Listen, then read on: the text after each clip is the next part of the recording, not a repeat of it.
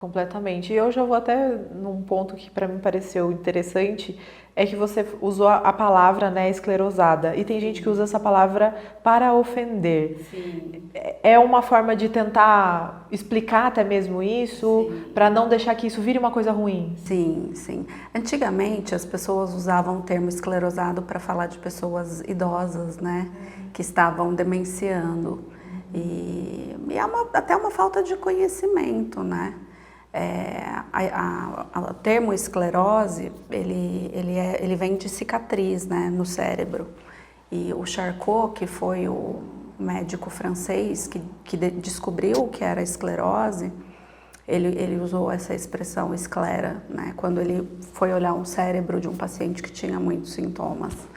Então, foi ele que nomeou a esclerose múltipla e depois a esclerose lateral amiotrófica também, que são doenças distintas, mas que as pessoas também confundem, né?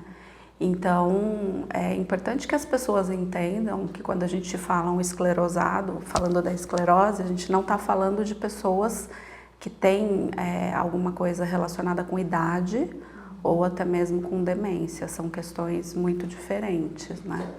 Eu sou totalmente por fora desse assunto, na verdade até na família a gente já ouviu falar e sempre tem relação com doenças mentais até mesmo, né? E não necessariamente a esclerose é uma doença que causa o que exatamente?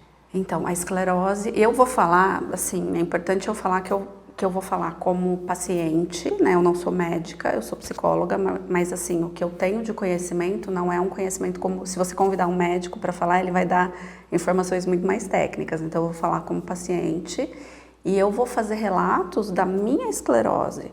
Porque se você conversar com 10 pacientes, você vai ter 10 relatos diferentes.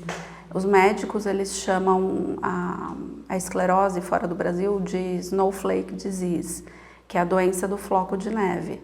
Porque se você olhar flocos de neve num microscópio, você não vai encontrar dois iguais. Então, cada paciente manifesta a esclerose de um jeito, porque o nosso cérebro, ele é uma coisa muito complexa. E a esclerose, ela pode aparecer no cérebro, na cervical e na medula. E então você vai ter manifestações diferentes, tipos de sintomas diferentes, às vezes até complicações diferentes. Então ela é uma doença desmielinizante. O que é isso? A gente tem o neurônio ele tem o dendrito, se a gente lembra da escola, da imagem do neurônio, tem o dendrito, que é a cabeça do neurônio, e o axônio, que é o prolongamento. E esse prolongamento, que é o axônio, ele tem como se fosse uma capinha que a gente vê no fio elétrico, que protege o fio elétrico, que normalmente o eletricista desencapa para fazer alguma coisa. No nosso neurônio, a gente tem uma capa de gordura que protege o neurônio e ajuda a transmitir os impulsos elétricos. A gente não precisa pensar para respirar, ou para piscar, ou para o coração bater. Isso acontece espontaneamente, porque a gente tem esses impulsos elétricos que correm no nosso sistema nervoso. As doenças desmielinizantes, elas causam defeitos nessa bainha de mielina. E aí é como se houvessem problemas para ter essas conexões. Essas conexões, elas começam a ter como se fossem curtos mesmo, assim. Porque tem falhas nessa bainha de mielina. E isso acontece porque é uma doença autoimune. Então, o nosso sistema de defesa, que é o sistema imune, ele teria que agir só contra inimigos, que seriam vírus, bactérias e coisas que são nocivas para a gente. Mas no caso das doenças autoimunes, o nosso sistema autoimune fica biruta e ele começa atacando células, ele começa a atacar células saudáveis. Então, para quem tem a esclerose múltipla, ele ataca a bainha de mielina. Por isso, então, que você diz que cada pessoa com esse diagnóstico vai ter um tipo de reação, Sim. Porque não vai ser atacado, né? A falha ali na comunicação do neurônio não vai ser sempre igual em todos os pacientes. No mesmo lugar. Então, se você olha a minha ressonância magnética, eu só tenho lesões no cérebro.